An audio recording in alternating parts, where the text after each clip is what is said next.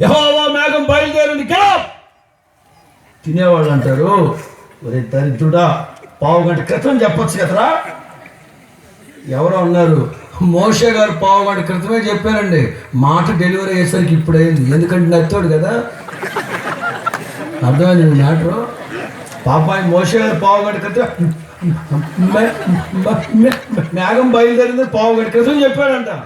అది నిదానంగా అవుట్పుట్ వచ్చారు పావు గంట. వీళ్ళకి ఇప్పుడు కోపం ఎందుకంటే, ఇప్పుడు వీళ్ళ సనుగుడు ఎందుకంటే, ఇప్పుడు బుక్కుల్లోంచి వచ్చాక లేస్తారుగా.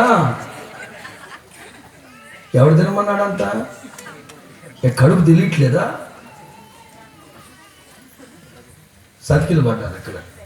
సతికిలు పట్టి ఏం దేవుడు, దరిద్రపు దేవుడు, దేవుడిని తిడుతున్నాడు. సనుగుడు అంటే ఇదే మరి.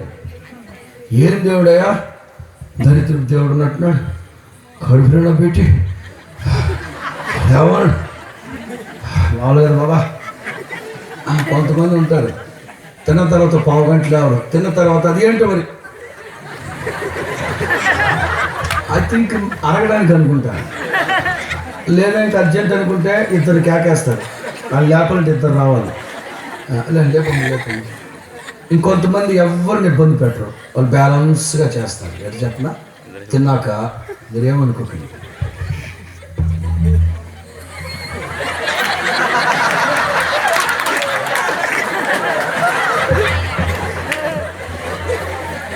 చేతులు రెండు వెనక బ్యాలెన్స్ పెట్టేస్తారు.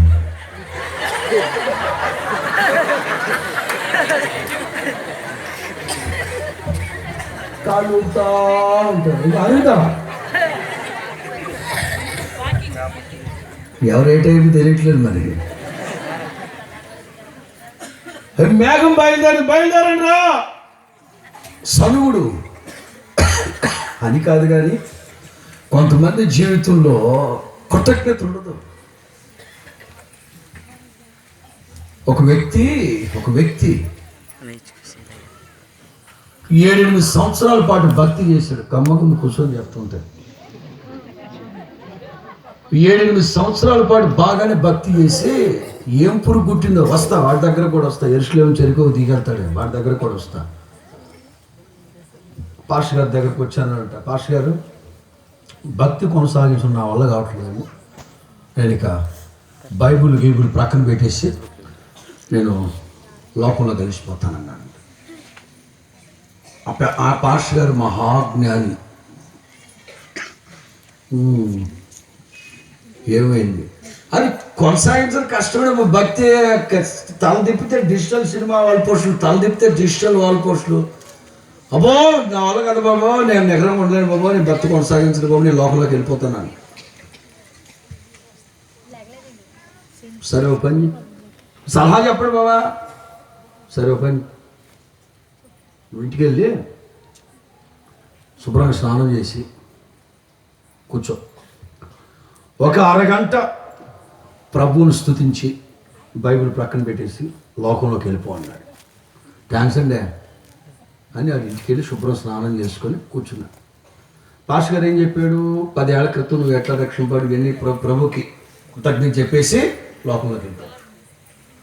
వీడు వెళ్ళి స్నానం చేసుకొని బైబిల్ పెట్టుకొని, ప్రభువా హల్లెలూయా హల్లెలూయా హల్లెలూయా హల్లెలూయా, ప్రభువా 10 సంవత్సరాల క్రితం నాయన ఆ గుండుగోల హైవే మీద కనకదుర్గ బార్ అండ్ రెస్టారెంట్లో తాగి పడిపోయింటే ప్రభువా, అది యోహానయ్య గారి వాక్యం ద్వారా నేను రక్షించబడ్డాను ప్రభువా, పాపినైనా నన్ను కరుణించి మీ రక్తం చేత కడిగి ఘోర పాపిని రక్షించి పాపి సంబంధి లక్ష్యం నడిపించావు నాయన, స్తోత్రం స్తోత్రం స్తోత్రం స్తోత్రం ప్రభువా. ఆ తర్వాత నేను బాప్తిసం పొందడానికి నాయన మీరు సహాయం చేశారు, స్తోత్రం స్తోత్రం ప్రభువా. జీవనోపాధి లేక మట్టి కొట్టుకోపోతా ఉంటే మీరు నాకు జీవనోపాధి ఇచ్చారు ప్రభువా. 4 రాళ్ళు వెనకేసుకోవడానికి కృప చూపించారు ప్రభువా. మంగారెడ్డి భార్యని ఇచ్చారు, కమిటీ పిల్లలు ఇచ్చారు ప్రభువా, స్తోత్రం ఆయన. సమాజంలో తలెత్తుకోవడానికి సహాయం చేశారు ప్రభువా. సంఘంలో నన్ను నిలిపారు ప్రభు, స్తోత్రం ఆయన. ఉపదేశంతో నన్ను అంటుకట్టారు ప్రభు, స్తోత్రం ప్రభువా. ప్రభా నీకు ఏమిచ్చి రాను తెచ్చుకోగలను ఆయన. ఉపవాస ప్రార్థన చేస్తా ఉన్నాడు, మీ ఆత్మతో కూడా నన్ను నిలిపారు ప్రభా. ఎంత చేసిన మిమ్మల్ని వదిలిపెట్టి నేను లోకంలోకి ఎందుకు వెళ్తాను ప్రభా. జీవితకాలం నేను స్తుతించుకుని నీ భక్తిలోనే బతుకుతాను ప్రభా.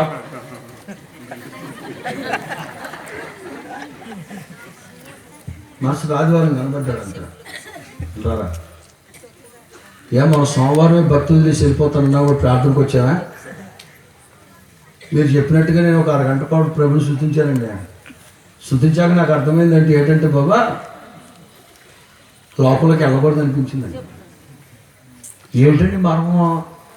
పాస్టర్ గారు చెప్పారట, పరలోకాన్ని భూమి మీదకి దించే ప్రసంగాలు చేసినోడైనా పడిపోతాడు, కానీ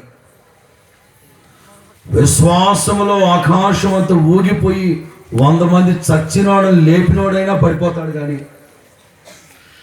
కృతజ్ఞత కలిగిన హృదయం కలిగిన వాడు పొరపాటున పడిపోడు. హల్లెలూయా.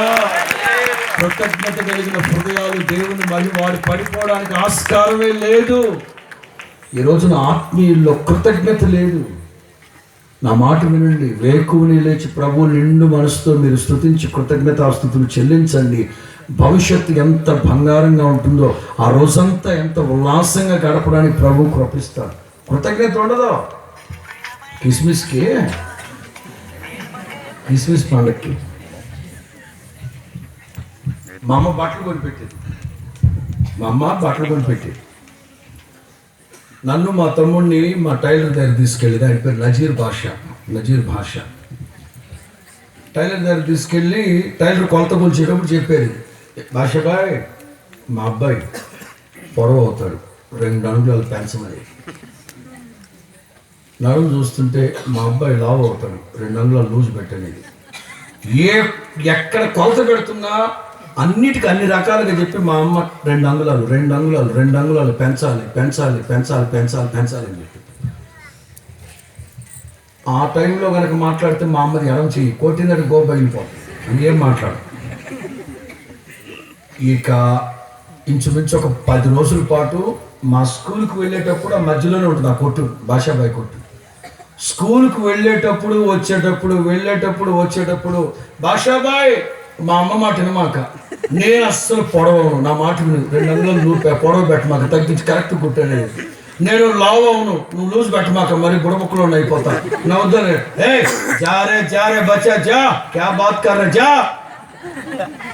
10 రోజుల పాటు బతిలాడేవాడిని, ఏమంటే మీరు లూజ్ కొట్టమాకండి, నేను అసలు లావు అవును, నేను పొడవను. ఎలా తమ్ముడు అంటే మా తమ్ముడు కూడా, అవును భాషాబాయ్ మేమిద్దరు లావు అవ్వము పొడవము మా తమ్ముడు. ఎంత చెప్పే జారే క్యా బాత్ కర్ జారే నేను ఒరే కిస్మిస్ రోజు చేసుకుంటా అన్ని జారిపోతారు, లూజ్ కొట్టమాకండి, జారే జారిపోతే ఎవడో చూసేది. క్యా బక్వాస్ బాత్ కర్, బక్వాస్ లేని వాడు వినేవాడు కాదు, కరెక్ట్ అని కుట్టేవాడు. మొత్తమే కిస్మిస్ రోజు వేసుకునేవాడిని. వేసుకుని మా అమ్మదే, అమ్మ వాటి చూడ మా అమ్మ అంటారు, నన్ను లేచి నుంచో కరెక్ట్ ఉంటా చూడమ్మా, నువ్వు పైకి లేస్తే కరెక్ట్గా ఉంటావు చూడ. మా అమ్మ లేపేది, నేను మధ్యాహ్నం 1 గంట సగం కిస్మిస్ అయిపోయింది. మరి మా అమ్మ బట్టలు కుట్టించిందన్న కృతజ్ఞత లేదు. ఆత్మీయ జీవితాల్లో కృతజ్ఞత లేదు.